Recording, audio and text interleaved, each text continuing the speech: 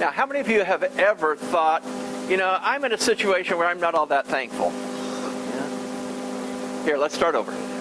How many of you, by the show of a raising of your hands to be really proud of your ingratitude, how many of you have ever been in a situation in which you weren't really all that thankful?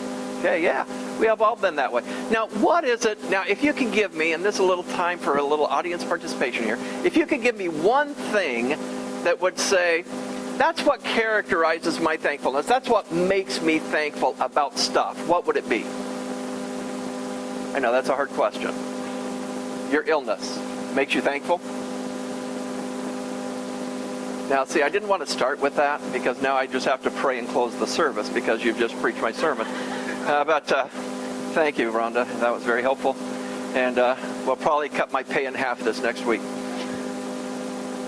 That was a joke. That was a joke. Half of nothing is still nothing. Okay, there you go. Thank you. Okay, but usually we're thankful because something happens in our life that brings a benefit, right? Okay, and the things that don't bring benefit, we can either slough that off and act like nothing, ignore it, or we can be kind of ungrateful for it. If it doesn't bring immediate self-gratifying benefit to me, I just kind of think, oh, well, I wish that hadn't happened, or I'll just ignore it, or whatever, I'll move on. Hopefully something happens tomorrow. Now, benefit is kind of an interesting word. It's one that we're going to look at today. Benefit. Think about that. What is a benefit? When I say the word benefit, what's the single first word that comes to your mind? Something we get. That's not a single word, though. I'm looking for the word that starts with an M, has an N in the middle, and an E at the end. Money, yeah. That's kind of a benefit, isn't it? There's some kind of a financial gain that I get. When I think about benefit, I'll ask you, okay, in your job, in your career, maybe in your retirement even, what are the benefits you get? Wait a minute, freedom. Don't say that. See, you guys are getting all too spiritual on me. When I say that, here, I want you to know that I'm looking for the word money. Money. Paid vacation. That's a benefit, isn't it? Okay, what else is a benefit of your work or your retirement? Health care. Okay, health care. And that represents what? Money. Money I don't have to pay. What is another benefit? Okay, health care. Financial assistance. You get money, don't you? That's benefit of retirement, benefit of work. So when we think of benefit, we think of money, don't we? But I want you to know that it wasn't always that way. Benefit didn't always equal monetary gain. In fact, when you look back at the beginning of the word, back in the 14th century is really where it was coined into English. When it was originally made, it had to do with this kind of goodness that came from someone to someone else. This goodness that was transferred from one person to another, and it was termed a benefit. Isn't that kind of interesting? Today, how it's kind of evolved to benefit is now money that you get from someone else, and it's kind of a deserved thing. When you work at your job and when you've worked long enough to retire and you're done, what do you get? You get benefits that you deserve. That wasn't always the original intent of the word. The original intent of the word was something that was graciously given to you by a benefactor that didn't really have to give it to you. And so they just blessed you with this benefit. And so today we're going to take a look at 5 things that you can be thankful for. Now, I like doing this after Thanksgiving because you've had a chance to get together with your family. And as you got together with your family, we call those things reunions, kind of, don't we? And I always like the definition of reunion that says, reunions are those things that families get together around so that they can remember. They gather from the 4 corners of the earth, don't they? Everybody gets kind of spread out, and we gather from the 4 corners of the earth to realize why we moved to the 4 corners of the earth. Okay, that's a reunion. And the longer they go, the more you realize that's why we moved. And so therefore, we're going to have this special edition today after Thanksgiving, because after Thanksgiving, I want you to still be thankful. I want this to be an attitude of your life, an attitude of your heart that goes forever. Now, granted, there are things in your life that you can be thankful for that you didn't think you could be thankful for. In fact, there are people in this room here today that are thankful for things that you would never be thankful for, maybe. People who have maybe had cancer. And they say, you know what? This cancer situation, and I think of one person in particular, and I think of two people in particular that have had serious health issues that have drawn them closer to God.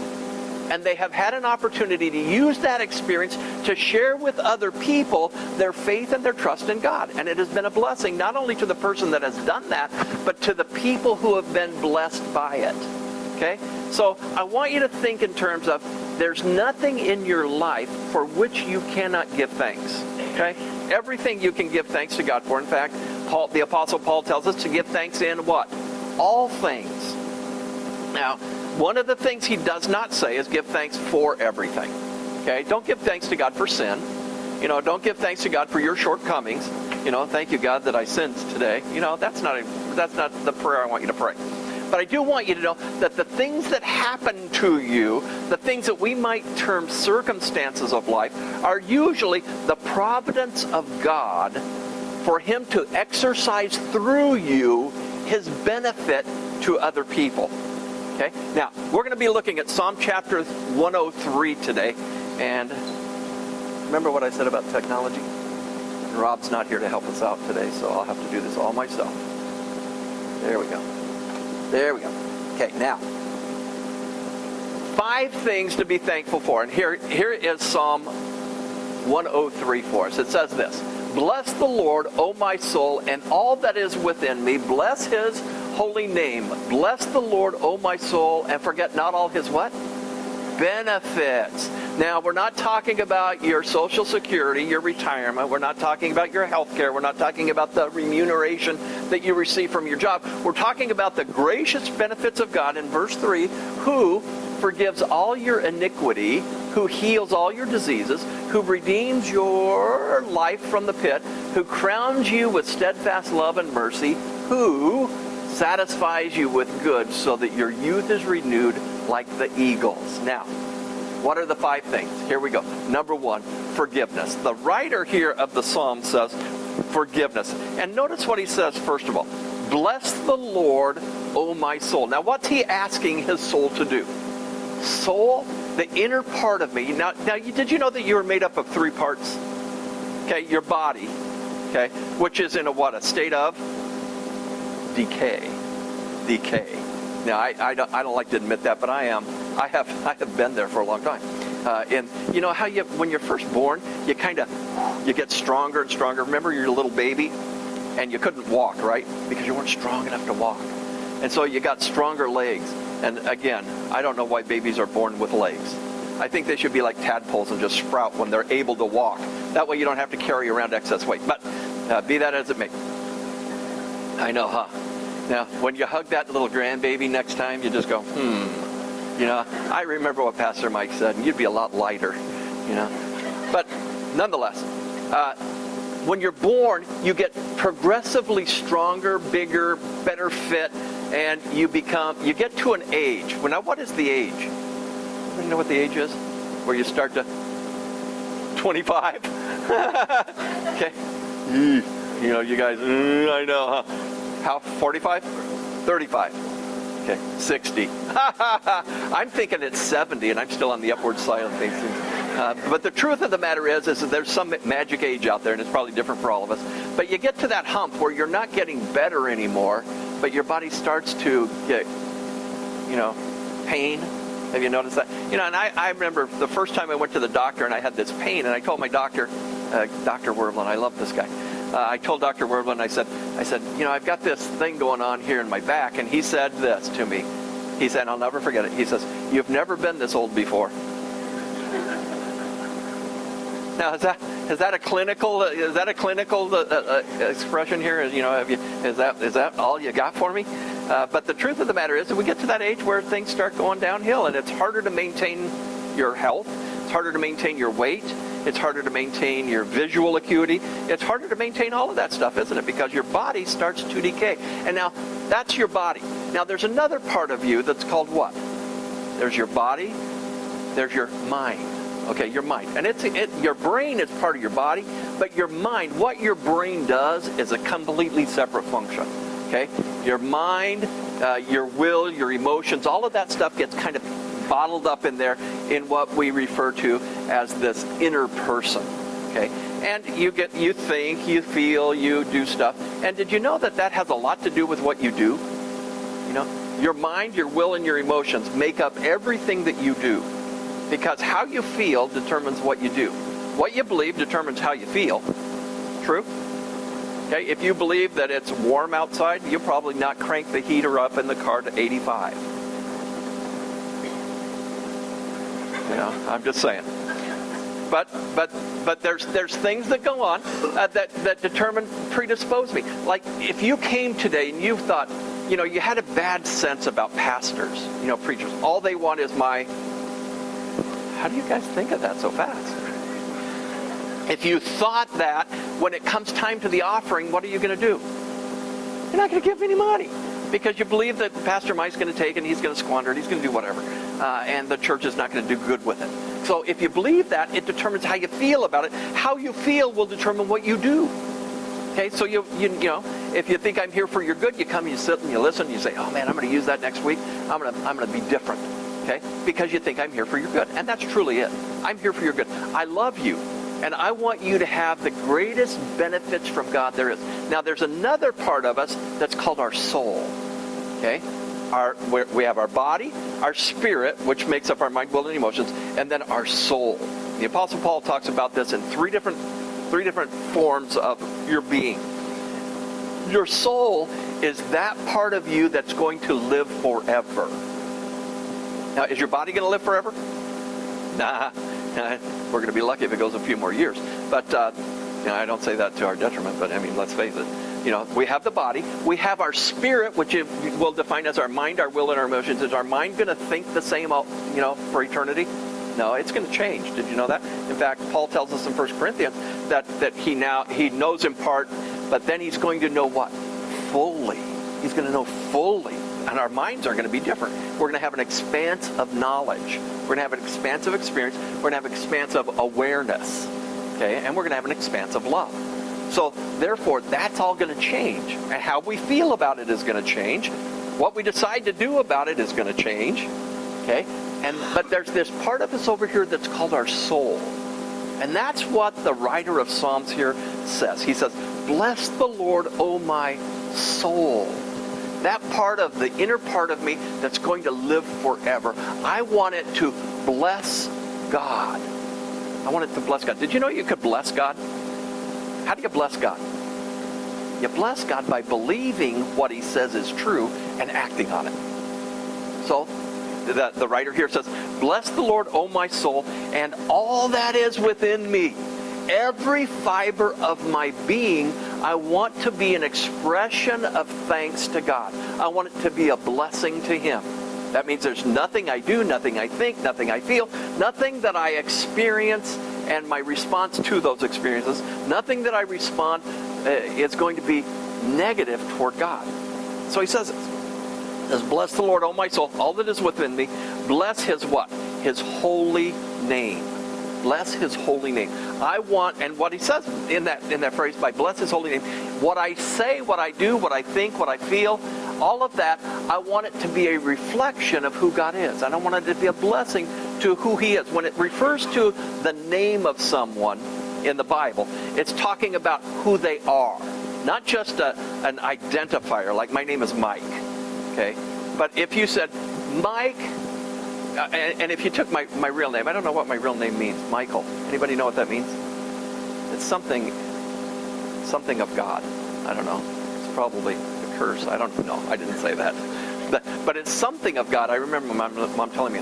So names have meaning.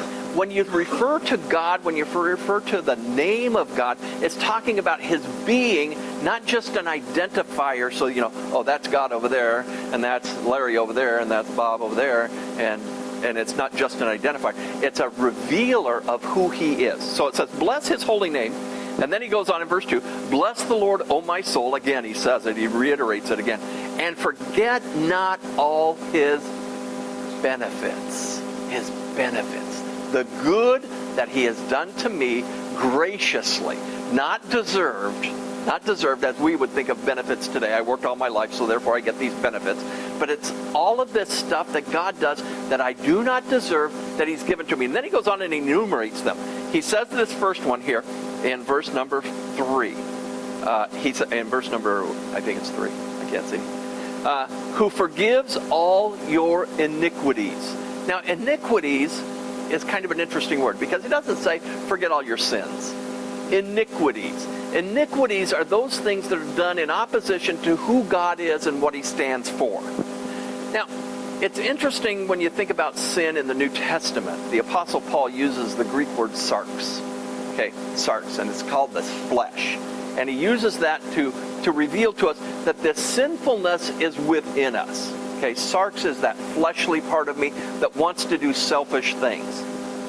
How many of you this morning, when you woke up, thought, man, today would be a great day. The rain, and I can hear it. It'd be just a great day to sleep in. Yeah, no kidding. You know, I did too. I thought, this would be a great day. You know, I could call in sick. Well, who would I call into? You know, I have to call Bill and say, hey, Bill, you know, hey, you're on your own, buddy. Good luck. But you know, that's that flesh within us that just kind of wants to do it. When you sit down to eat Thanksgiving meal, you know, when you ate your Thanksgiving dinner, what's your favorite part of that whole thing? The food, okay, the getting together with family. Okay, never mind. I'm talking about food, and my favorite part is dessert. You know, so I'm kind of pacing myself for dessert. Why? Because that's what my body craves. You know what my body doesn't need? Dessert. You know, you can tell I've had plenty. I don't need any more. But that's what my body wants. That's this fleshly part of me that wants to be selfish, that wants to satisfy its own thing. So that's what iniquity is all about. It's that selfishness that wants to satisfy itself. It wants to have its own way. You know, we live in a society that promotes that. If it feels good, do it. You know that, don't you? That's what our society says. If it feels good, do it. You know, if it doesn't hurt anybody, go for it. You know, and even if it does hurt people, sometimes go for it anyway, because we're so selfish. But the writer here says, forgiveness of iniquity. Now, there's this thing about God that says, and we've talked about this many times, that God is a just God. God is just, right? And justice demands what? Justice. Okay? That means if you speed on the freeway, you get a ticket, you have to pay a fine, right? That's satisfying justice. And so therefore, the satisfaction of justice in the sin realm is what? The wages of sin is death. Okay, that's what sin deserves, right? And so God says, I want you to have a benefit here. And the benefit is forgiveness. The benefit is that you don't have to pay the justice. You don't have to stand before the justice keeper, and you don't have to pay your fine, because your fine is death. Total abandonment from God. Total abolishment from heaven. You can't get there. And he says, I don't want that for you. I want you to be forgiven. But there's a process by which you are forgiven. And we're going to get to that in number 3 down here. So God says, and the writer here says, soul, I want you to remember to thank God for all of his benefits. I want you to just relish those benefits. And I want you to remember, big number 1 is forgiveness. You don't have to pay for your wrongdoing. You don't have to pay for your selfishness. You don't have to pay for your iniquities. There's a second thing that he says here, and it's found in the second part of verse 3, and that is healing. He says, who heals all your diseases. Anybody here ever had a disease? Okay, anybody here ever been healed from a disease? You know, and your body is fearfully and wonderfully made, isn't it? And many times, if left to its own devices, it'll kind of balance itself out and it'll heal itself. And sometimes we don't recognize the person who made us that way. God made us that way. And so, like this last week, a couple of weeks ago, actually, I had this rash on my face. And I thought to myself, because I've had stuff before, I thought, my body's going to heal itself. It's going to get better. And we often think that. And so I didn't go to the doctor. Finally, Cindy says, you got to go to the doctor. And I did. And my doctor, I love my doctor, and he's a great guy. And but I didn't actually go to the doctor. I emailed him. That's easier. Because then he doesn't really say, hey, oh, by the way, you need to do this, this, and this. So I just emailed him and said, hey, I took a picture of my face, and is there help me with this. I thought that at Kaiser you could send a picture to your doctor, and you can? Man, I couldn't figure out how to do it. So help me after church. Attach it to an email, right? Yeah, but if you use their email, there's no place to attach. So help. It's at the bottom? I know, I'm going for it. Yeah, okay. So anyway, I tell my doctor, hey, I've got a neat picture, but I can't figure out how to do it. And he says, oh, don't worry. Go to dermatology. Have them take a picture. They'll send it to me. And I went to dermatology. They sent it to him. They said, and actually he gives me this stuff called a cyclobar. And he says, take this because I think it's shingles. And I said, oh, no. Oh, no. I said that just so that you'd say, oh, because I get some sympathy. But really, it wasn't shingles. It was just, and then the dermatologist said, no, that's not shingles. Don't take that as cyclobar anymore. Take this other stuff and put cream on it because it looks like you got bit by bugs. And so I'm thinking, I was laying in bed and somebody crawled all over my face and bit me 100 times and I didn't know it. It was all over me. And so anyway, I did that and it's healed. Now, I say all of that to say God was behind that. Many times we can say the doctor healed me, that this healed me, the surgery healed me, the whatever healed me, but it is God who gives the healing power to whomever performs the service that you're going to be availed of. Okay, so don't ever forget God in this healing thing. Now, I'm going to suggest that we all have a disease that desperately needs to be healed, and that's our sinfulness. Okay? And I don't mean to be hard on sin today, but let's be honest, we've all been there. And the sinfulness needs to be healed. And so that's another thing that this forgiveness, remember that we all suffer from a common disease, and it is selfishness, sinfulness, and so therefore this forgiveness thing comes under this category here. So don't forget his healing, who heals all your diseases. Now there's a third one, and this one I want to spend a little time on. Actually, I want to do this because I want you to really see. It's not like I didn't spend some time here doing this. Oh, come on. I'm not going to do it. Okay. Never mind. Okay. Yeah, we're just going to have the blue screen today.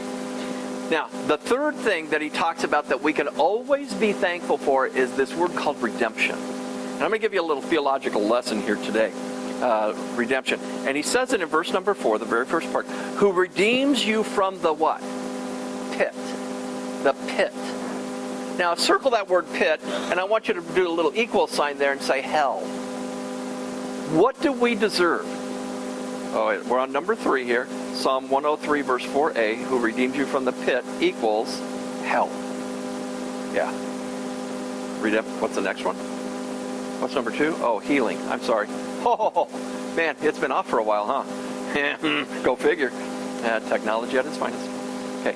Okay. Forgiveness, healing, redemption.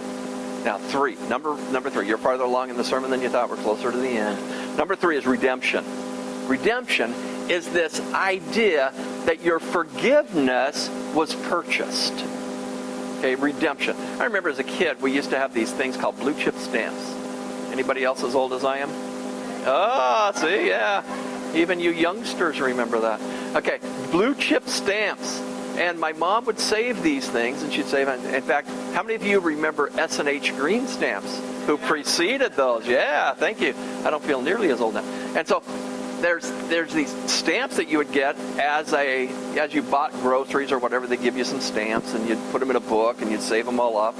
And you could go to the redemption store and get stuff. I remember the very first thing we got was a sleeping bag. A Coleman White Stag sleeping bag.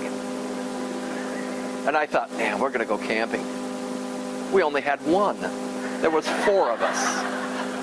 And it took us years to get one. And, in my mind, oh, man, this is going to be so cool. And I remember even just throwing it out on my bed, sleeping in the thing. But we got that because we redeemed something. We bought something, paid a price for it, redeemed it, got something else. Now, here's the beauty about redemption for you. Redemption always involves paying a price. Redemption involves paying a price. And so Jesus comes to the earth in the form of a man, and he says, I've come for a purpose, and you could name numerous purposes for which he came. One was to testify to the Truth Project, remember that. And the other is so that he could redeem mankind. He comes to pay a price to buy us back from where we truly belong. Okay, where do we truly belong? Well, the psalmist here describes it as the pit. Redeems your life from the pit. Now, remember we said earlier, what's the wages of sin? Death. Where is death? If life is heaven, death is hell. Okay, so we can draw that analogy. Life is heaven, death is hell, so therefore this pit that's described here is the place called hell, the pit. And so Jesus comes to this earth, and God in his foreknowledge knows that man needs to be bought back because of his sinfulness. So he sends Jesus to die, and Jesus dies and pays the penalty for your sinfulness. It would be like you getting caught in a traffic fine. And I say, man, I love you so much, I don't want you to have to pay that. And I don't, you really can't afford it. And I have some money, and I'd like to pay that for you. And I pay your traffic fine. I have redeemed you, haven't I? I bought you back. Now you're back in the realm of justice. You're back in the realm of law abider because you've paid the penalty for your infraction. Or I have. That's what Jesus did for us.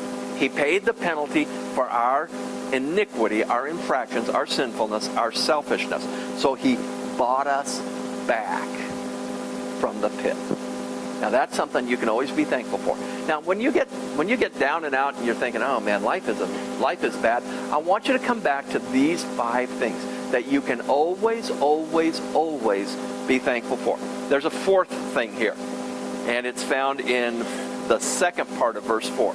It says this: Bless the Lord, O my soul, and not forget all of his benefits, who forgives all your iniquity, who heals your diseases, who redeems your life from the pit, who crowns you with steadfast love and mercy. Okay, we're going to take the first one first. Steadfast love. Now, there's 2 words that are used to describe the love of God here. One is steadfast, the other is love. Now, love, when we did a whole series of love a couple of weeks ago, a month or so ago, about love from 1 Corinthians chapter 13. Love is something that is best exemplified by God. In fact, true love, pure love, is only exemplified by God through the life of Jesus. Okay, God has exemplified it as well. But the thing that we can see most readily is God in the form of Jesus exemplifying what love is. Now remember, love doesn't seek its own, and we said a lot of things about love, but the thing that drives it home most for me is the phrase that love does not seek its own. It bears all things, believes all things, hopes all things, endures all things. And those 4 descriptions there really describe Jesus on the cross. He bore all things. I tell you, remember when he was hanging on the cross and he said, my God, why have you forsaken me? He had the sin of the world heaped upon him, and he felt as if God had turned his back on him.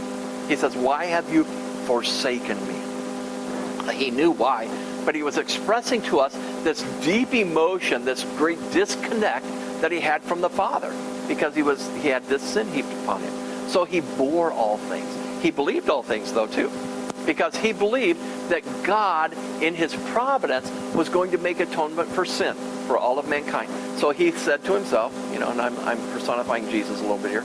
He says, I believe that my Father has nothing but good in his heart. I know that for a fact. And I believe that even though I feel estranged from him right now, even though I feel alienated from him, and I feel forsaken by him, I know that he has good in his heart for all of mankind. So I'm going to endure this. I'm going to bear up under this, and I'm going to believe that he truly has good to do through this. Okay? Believes all things. He hopes all things. In this experience that he has on the cross, he hopes all things. Remember, there's this definition for hopes is this settled assuredness. Okay? I'm settled. Now, not only am I hoping for something that I don't know if it's going to happen or not, but this hope is a guaranteed assurance. And this hope says, I am settled with what God is doing, and I know it will be better in the end. So this hope is a guaranteed assurance that it will be better in the end. And so when you read hope in the New Testament, don't think of it as hope as we often express hope. Well, I hope things get better, or I hope things are different, or I hope I win the lottery. That's not the hope that is described in the New Testament. The New Testament is this settled assuredness that things are going to be as God designed them to be. Okay? So now he hopes all things, and he what's the last one? He endures all things. And what did he endure? He endured the cross. He endured alienation from God. He endured sin upon him. He endured it all. He exhibited in the cross perfect love. Now, the writer of Psalms here describes this steadfastness as what? The steadfastness is something that never ever fails. It never ends. It doesn't give up. Okay, and that's what the Apostle Paul described love as too, right? It never fails. Love never fails. It never doesn't, if I can use that, it never doesn't accomplish what it's intended to accomplish. Love accomplishes what it is intended to accomplish. Jesus on the cross intended to provide the payment, the redemption for sin for all of mankind. And he did that. It accomplished what it was intended to do. Okay? So steadfast love. And the last thing he says here is mercy. We can always be thankful for mercy. You know what mercy is? Mercy is not getting what you deserve. Okay, now when we think of that, we think, oh, I deserve good. No, what do we deserve? We deserve death. We deserve justice. Okay, we deserve justice. And outside of God's forgiveness, what do we deserve? We deserve the penalty of death, separation from God. And so therefore, this mercy says, I don't want that to happen. I don't want justice to happen to the people I love. Okay, really? God goes outside of his justice and says, I'm going to provide redemption, I'm going to provide love, I'm going to provide mercy. Because you deserve alienation from me, you deserve separation from me, but I'm going to provide connection to me. I'm going to provide a way to know me. Now, this has been a little bit theological here today, and I admit that it's been somewhat theological. But I want you to know some things that are below the surface so that you can always be thankful. Because thankfulness is a dying value in our society today. And it burdens me. Because I know that people are out there and they believe that mankind is basically good and should get good stuff and deserves good stuff. But when I read the Bible, I realize that man is basically selfish. And as I observe mankind in the society around me today, I realize mankind is basically selfish. They're just kind of out to get what they can get to their best benefit. But God's benefits here, God's benefits of forgiveness, healing, redemption, love, and mercy are something that is extended to all of mankind. Now, what makes you available for this stuff? You have to receive it. You have to receive it. Just because it's there doesn't mean that it applies to you or that it's effective for you. Let's put it that way. Doesn't mean that it's effective for you. To receive it, you have to recognize it. And you have to say, okay, I'm going to receive the forgiveness of God. I'm going to reciprocate to God by giving him my allegiance. And that's how you receive that forgiveness. I'm going to reciprocate by giving God my allegiance. Now, the healing, the redemption, the love, the mercy, it's all packaged in this thing we call relationship with God. And a relationship with God is entered into by assessing myself accurately. And as I assess myself accurately, I realize I'm a selfish dude. I want what I want, and I want when I want it. Okay? So I'm basically selfish. I need to receive the redemption of God for that, because that is where God's benefits apply to me. I receive that by admitting that I'm selfish, asking God to forgive that selfishness, and committing myself to be a follower of his. And then I grow. I learn, I grow, I follow better all the time. That's what relationship with God is all about. This morning, I want you to be thankful. I want you to be thankful. The older I get, the more thankful I get, because I realize more and more how much I do not deserve.